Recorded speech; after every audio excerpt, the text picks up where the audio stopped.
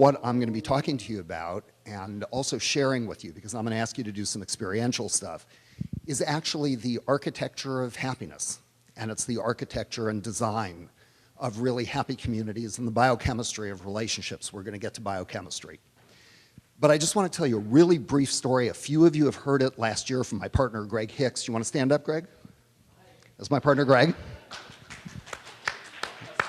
A smattering of applause.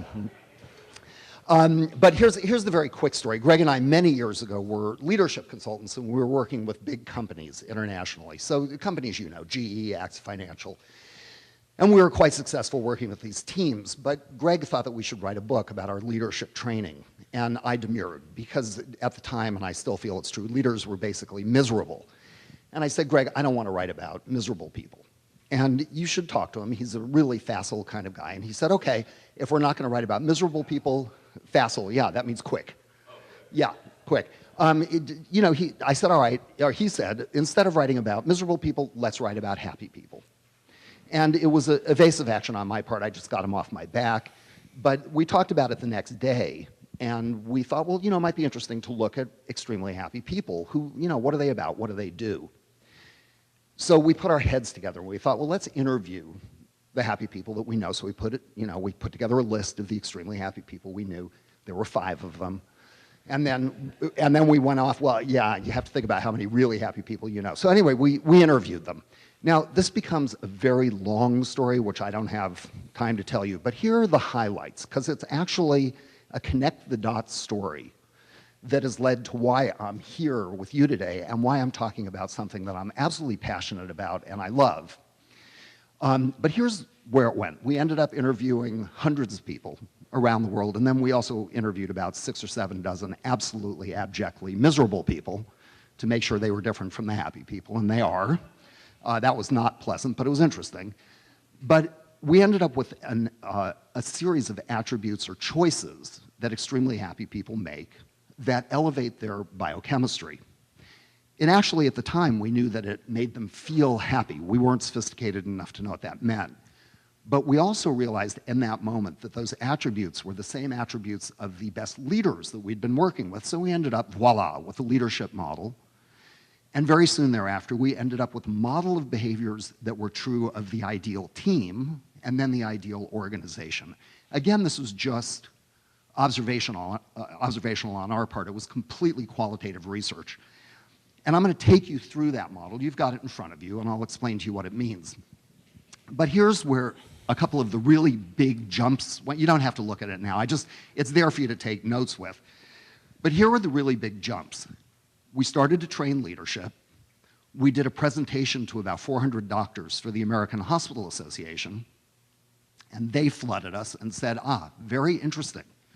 You have described a bunch of people who make choices. The book is called How We Choose to Be Happy. They make choices, which is a cognitive process, and those choices give them a feeling of happiness. That's fascinating. What they're really doing is making choices to behave in certain ways, and those behaviors elevate their biochemistry. And by elevate, I mean it's the opposite direction from stress, depression, and anxiety. So note, we're still talking about individuals here. You make certain choices, it elevates your biochemistry. Truth is a good example. When you lie, we know what happens because we can measure it with a polygraph. It's a biochemical devastation.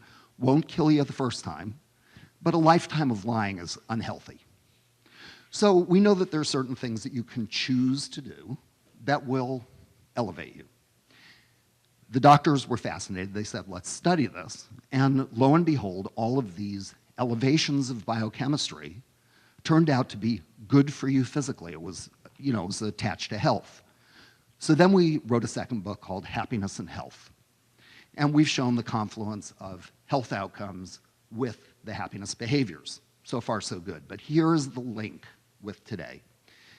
We couldn't figure out why all of these attributes were universal. We've worked actually on 7 continents.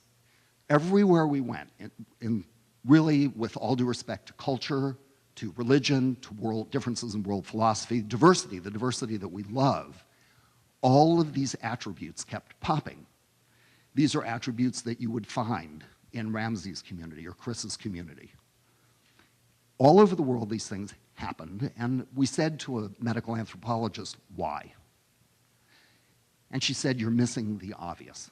Anything that we are universally wired for is something that is good for the survival of the species. And we are a clan species. Read team. We'd been doing a lot of team training, and we couldn't figure out exactly why we were so successful, but we got the answer. All of these attributes, all of the choices that these extremely happy people were making, and terrific leaders and terrific teams were making, like telling the truth, are the attributes of the most functional teams, organizations, cultures. So whether we're talking about Sri Lanka or we're talking about a team in GE, we're looking at some very fundamental behaviors that create functional relationships between people.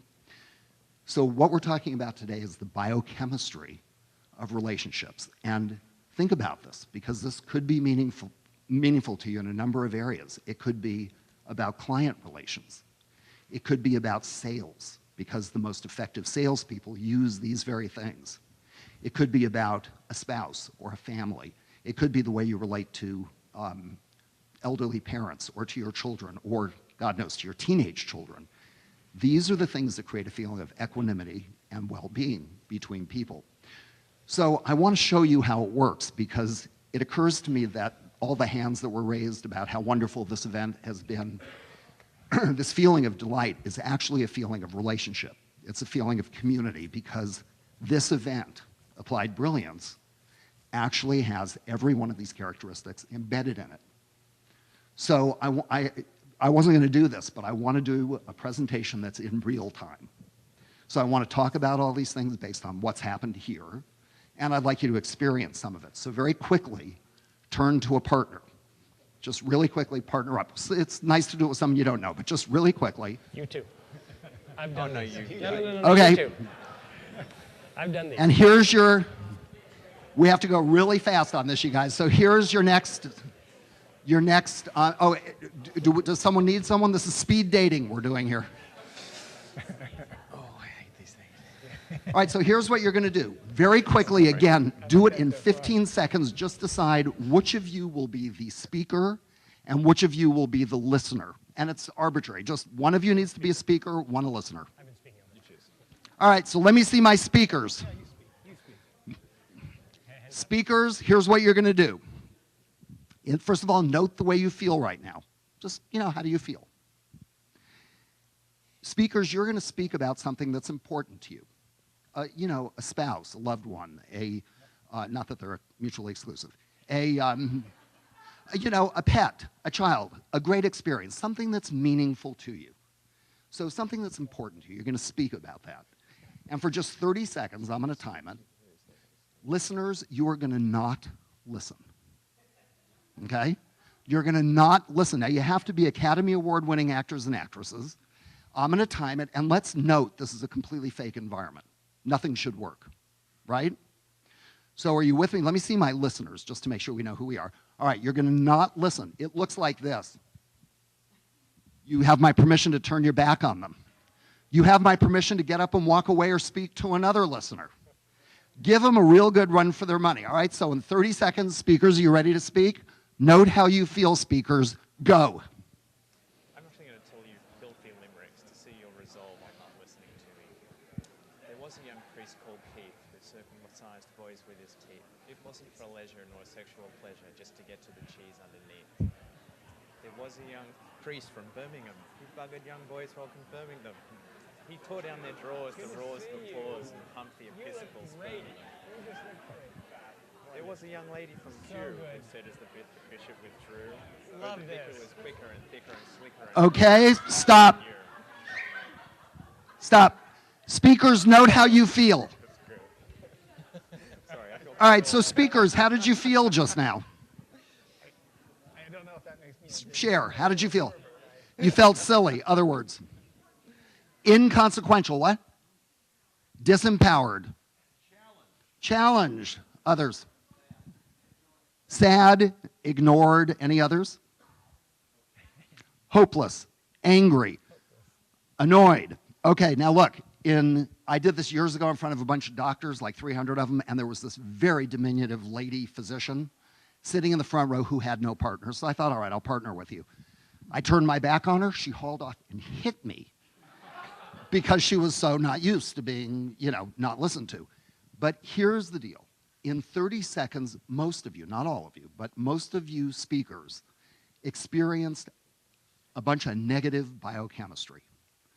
The behavior of the person with you was something that you didn't want, that we as human beings, we're primates, we're a listening species. The survival of our clan is dependent on our ability to listen to one another, so that even in a fake environment, that critical need to be heard and to listen invokes negative biochemistry. All good salespeople know that not talking about the product, but listening to the client's needs gives you a much better chance of making the sale.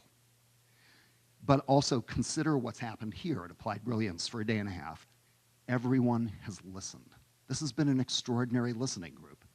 So just that alone, and I'm going to go through 9 other attributes very quickly, that's created an upswell of a feeling of well-being, a feeling of contentment, a deep feeling of happiness. This is not about ha-ha.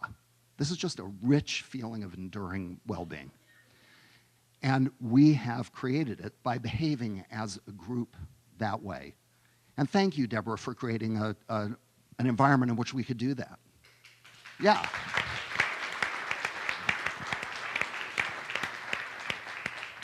So what I want to do very quickly is take you through the rest of the attributes, because I only have 8 minutes. And I want to end with one other biochemical piece. Let me show you the happiness model and see if that hasn't been your experience here. The model starts with intentionality. This is not about goals. This is about the message that we give ourselves. How do we want to be? How do we want to behave? Do we want, as participants of this series of behaviors, do we want to listen? Do we want to appreciate one another? Do we want to be intelligent and incisive and focused? Do we want to learn? Or did we walk in here to rest? There's all kinds of intentions, but what we know for sure is that intentionality drives the show, not goals. Goals are the outcome. Intentions are how we want to be as we approach whatever it is we want to do, whether it's a goal or a behavior. More on this offline, anytime you guys want to talk about it. This is the most conceptual part of the model, but what we found is that extremely happy people are highly intentional. Many of them said, my goal is to have no goals. My goal is to open up, my intention is to do everything I can to open up the world in front of me. So intentions are the big drivers in behavior. From intentionality, we go to accountability. We could not get extremely happy people to blame. And the best relationships and the best networks of people are non-blaming networks. And here's why. When you're blaming, you are not taking responsibility. You're a victim of circumstance. And what's happening is that you're living in your victim brain. You're at the receiving end of circumstance. You don't feel effective. You don't feel active. So we go from intention to accountability, which is about ownership, not blaming, owning, and listening. When we drop our defenses and listen to another person, it's one of the most accountable things we can do. From accountability, we go in these biochemically top-notch relationships. We go to identification and then centrality. Identification is the ability to identify where you should go. Centrality is doing it. It's identifying what are your passions, what are your interests, and then living them. Lots of people can tell us what their passions are, but they don't live them. I have a dear friend, when we were doing this research, I said, Dan, what are you passionate about? And he could tell me. And I said, so are you doing it? No, he said, I'm going to wait till I retire. I said, well, you got 15 years.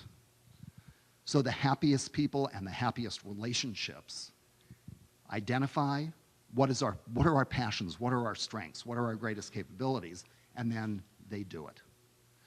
Recasting is fabulous, and it's one of the most interesting learning places. It's how individuals move from trauma to a world of opportunity. It's actually, on a more global sense, what Raphael was talking about with the project that had to do with the student massacres in 1968. It's 3 steps. We can do this as a community, we can do it as individuals, in relationship.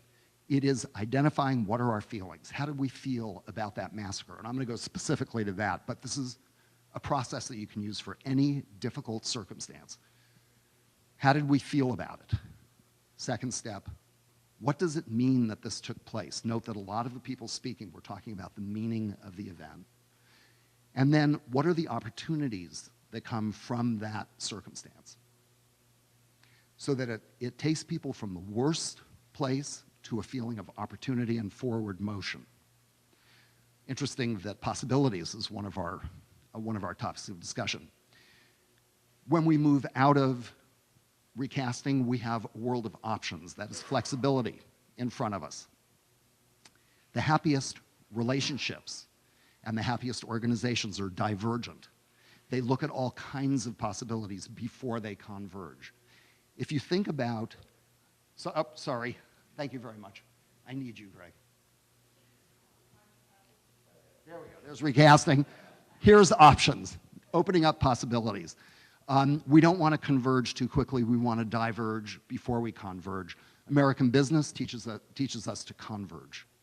We need to be able to open up the field before we get there. Again, applied brilliance is all about divergence. We're diverging into all kinds of areas and then bringing it to bear on that which we most love and that, the nature of our own work or our own thinking.